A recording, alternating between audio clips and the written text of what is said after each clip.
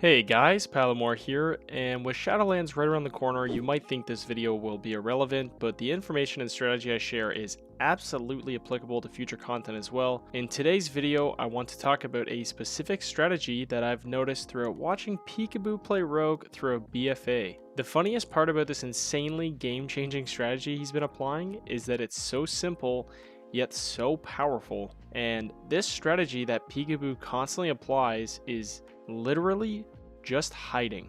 So obviously Pikaboo plays a rogue, and the first thing that comes to mind when we hear hiding is a rogue sitting in stealth in a corner. This isn't exactly what I mean by this, but it's also not that different to what I'm going to explain.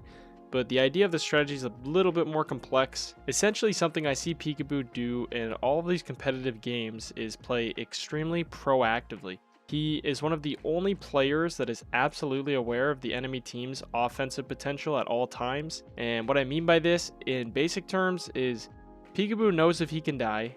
And if he can die, he runs and he hides.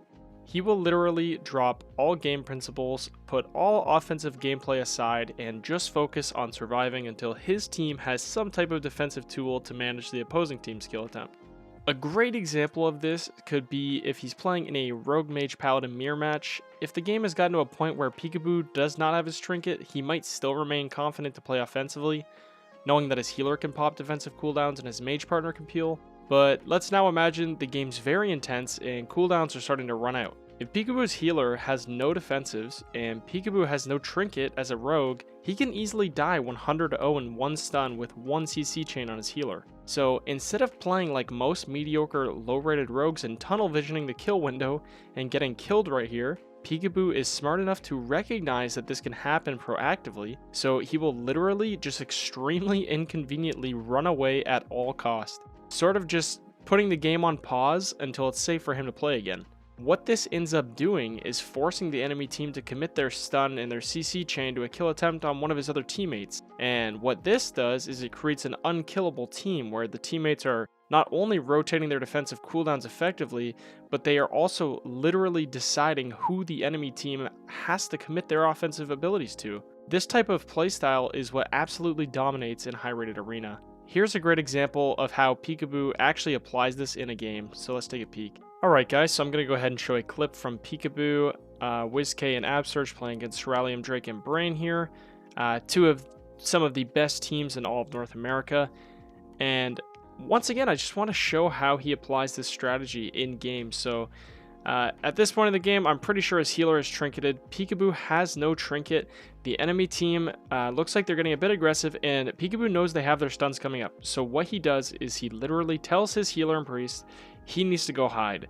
And he waddles and jumps over to the pillar, and he's not going for just a re-stealth. He is literally just chilling. You can even see him mouse over, checking the exact time remaining on his trinket, and he's just hiding. He is literally just hiding at this pillar.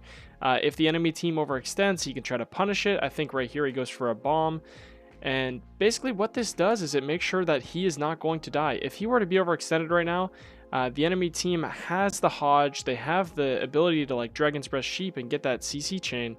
And, you know, him hiding here and waiting, eventually his trinket is going to come up when they do push. And then because of that, he's able to survive their kill attempt. So you see here, they eventually do push in. They do get the sheep to set up, and there's the Hodge with the meteor and whatnot. And if he did not get the trinket feint off, you know, that's very likely that could have been a kill opportunity, but they end up surviving.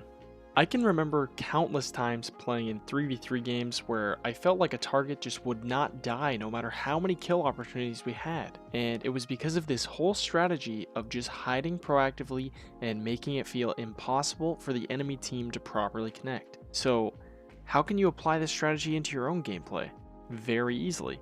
My first great piece of advice would be getting comfortable with a UI that displays important information such as enemy stuns, and having access to this makes it very easy to start to learn when the opposing team is going to play offensively and try to create a kill window. Secondly, just by practice.